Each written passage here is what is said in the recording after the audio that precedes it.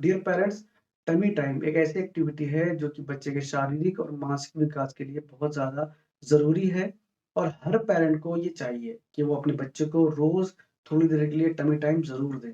Hello everyone, मैं हूँ doctor Mohammad Noor Alam Khan, आपका अपना पीडियाट्रिशियन।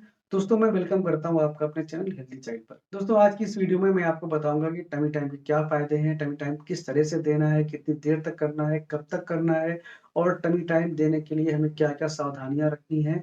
ये सब चीज़ें मैं डिस्कस करूँगा, तो इस वीडियो को लास्ट तक ज़रूर देखिएगा और ऐसी ही काम की वीडियो अगर आप आगे भी देखना रहना चाहते हैं, तो फिर इस चैनल को सब्सक्राइब ज़रूर कर लीजिए। तो आइए स्टार्ट करते हैं आज का टॉपिक।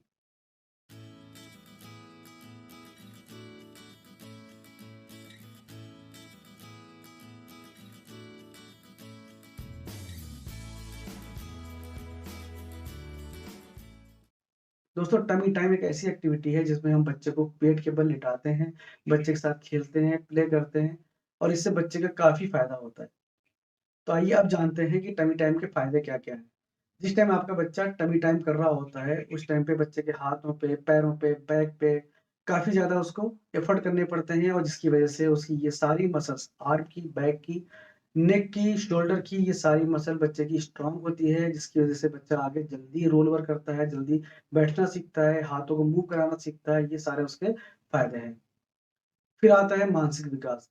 जब बच्चा आपका टमी टाइम के टाइम पे लेटा हुआ होता है, सर को नीचे करके, उस टाइम आप बच्चे से इंटरैक्ट करते हैं, उसकी जो एक्टिविटी है उसमें पार्टिसिपेट करते हैं साथ में, तो बच्चे की आँखों में सेंसरी इनपुट जाते हैं, जिससे बच्चे का जो मेंटल विकास है वो भी अच्छा होता है।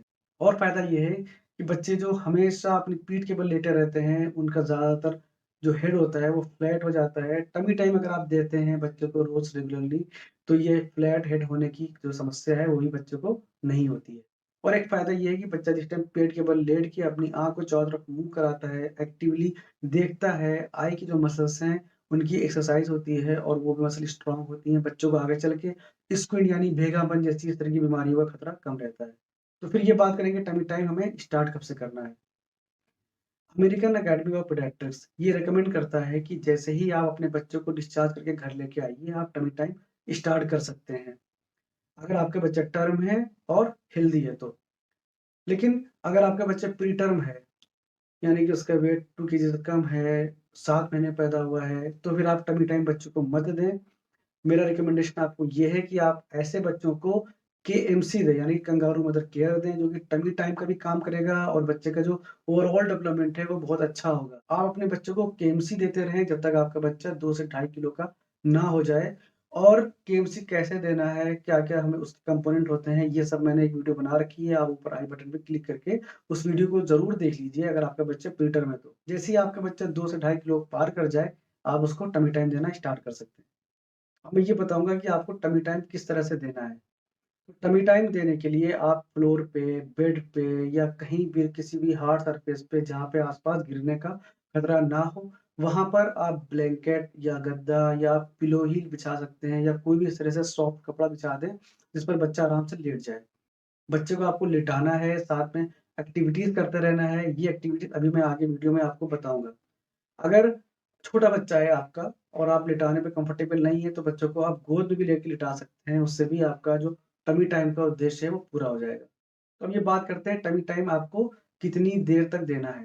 तो स्टार्टिंग में जब आपका बच्चा न्यूबॉर्न है, अभी घर पे आया है, डिस्चार्ज होके आपने टमी टाइम स्टार्ट किया, तो उस टाइम 30 सेकंड से 1 मिनट तक आप 1 सेशन दीजिए और दिन में 3 से 4 बार दीजिए और ग्रेजुअली धीरे-धीरे इसको बढ़ाते रहिए। फिर आपका बच्चा जब 3 महीने के आस-पास हो जाए तो इतना बढ़ा दीजिए कि वो 20 से 30 मिनट का सेशन एक टाइम का हो जाए और आपका बच्चा 3 से 4 बार ये दिन में कर ले।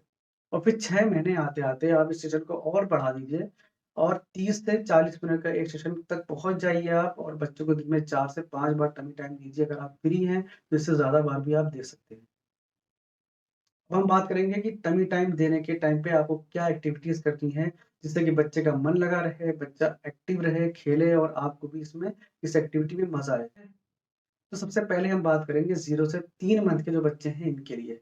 तो सबसे अच्छी जो एक्टिविटी है, जो हमारे इंडियन ट्रेडिशन में बहुत ज़्यादा कॉमन है और बहुत ही मामूल से किया जाता है इसको, बहुत ही पंक्चुअलिटी से किया जाता है, वो है मसाज देना बच्चों को। जिस टाइम आप मसाज देते हैं बच्चों को, तो कभी आप सीधा लिटा के करते हैं, कभी उल्टा लिटा के करते हैं, कभी गोद में लिटा के आप करते हैं, तो ये आप सदियों से बच्चों को टमी टाइम दे रहे हैं और बहुत अच्छी एक्टिविटी है जो कि आप बच्चे के साथ कर रहे हैं। तो आप अपने बच्चों को गोद में लिटा के मसाज कर लीजिए या फिर उसको पेट पे लिटा के, उसको उल्टा लिटा के मसाज करते रहिए आगे से पीछे तक, बच्चों को इसमें मज़ा भी आएगा और बच्चा एन्जॉय करेगा। लेकिन मसाज के साथ ये है कि मसाज हम दिन में 1 ही बार करते हैं, लेकिन टमी टाइम आपको 3 से 4 बार करना है। तो इसलिए अगली एक्टिविटीज़ जो हैं वो आप अगले टाइम पे कर सकते हैं, जैसे कि आप इतने छोटे बच्चे के साथ उसके लेवल पे, आई के लेवल पे आके बच्चे से बातें कर सकते हैं, गुनगुना सकते हैं, उसको लोरी सुना सकते हैं और डिफरेंट टाइप के साउंड निकाल के चुटकी से या रैटल से आप बच्चे का ध्यान अट्रैक्ट कर सकते हैं और इससे बच्चे को जो इंटरेक्शन है, इंटरैक्ट करेगा बच्चा आपसे। ये देखो ये, अरे वाह अरे वाह, अरे वाह हाँ, शाबाश, और खेलो और खेलो, उठ के दिखाओ, तो ये ताकत लगा के उठ जाओ, उठ के दिखाओ भाई। और इस तरह से आप बच्चे के साथ एक अच्छा टाइम स्पेंड कर सकते हैं। फिर आते हैं 3 से 6 महीने के बच्चे। 3 से 6 महीने के बच्चों को आप पहली एक्टिविटी जैसे मैंने मसाज बताया वो आप कर सकते हैं। इसके अलावा इन बच्चों को आप एक प्लास्टिक का कोई मिरर दे सकते हैं जिससे कि बच्चा अपने को देखेगा और वो बहुत खुश होगा। उसके जो फ़ेवरेट टॉयज़ हैं वो आप बच्चे के आस-पास डाल दीजिए क्योंकि अब तक बच्चा अपने हाथ को बढ़ा के चीज़ों को पकड़ना सीख रहा होगा। और इन बच्चों के लिए आप भी उसी पोज़ीशन में लेट के बच्चे से बातें कर सकते हैं, बच्चों को गुनगुना सकते हैं, बच्चे को लोरी सुना सकते हैं और बच्चे के साथ स्माइल कर सकते हैं। एक बहुत ही प्यारा गेम होता है जो कि इस एक्टिविटी के लिए बहुत अच्छा होता है, वो है पीक-अ-बू गेम। आप कोई भी टॉवेल अपने सर पे डाल लीजिए और बच्चे के सामने जाके अचानक खोल के पीक-अ-बू इस तरह से करिए या फिर ताक करिए या मतलब इस तरह से जो भी आपको कंफर्टेबल हो जिस लैंग्वेज में, आप उस तरह से बच्चे के साथ खेल सकते हैं। आप छुपने के बाद जैसे ही खुद को सामने लेके आते हैं, जो टॉवेल है ऊपर करते हैं या चादर को ओपन करते हैं, बच्चों को इस खेल में बहुत ज़्यादा मज़ा आता है, बच्चा बहुत ज़्यादा खुश होता है इससे। इसके बाद जब आपका बच्चा 6 महीने से ऊपर होने लगे, तो आप अपने बच्चे के साथ बहुत सी अलग एक्टिविटी कर सकते हैं, जैसे कि आप उसको जब उसके सामने पुशअप करिए और बच्चा भी कोशिश करेगा अपने हाथों को ज़ोर देके ऊपर उठने का। क्या क्या क्या कह रही है बताइए।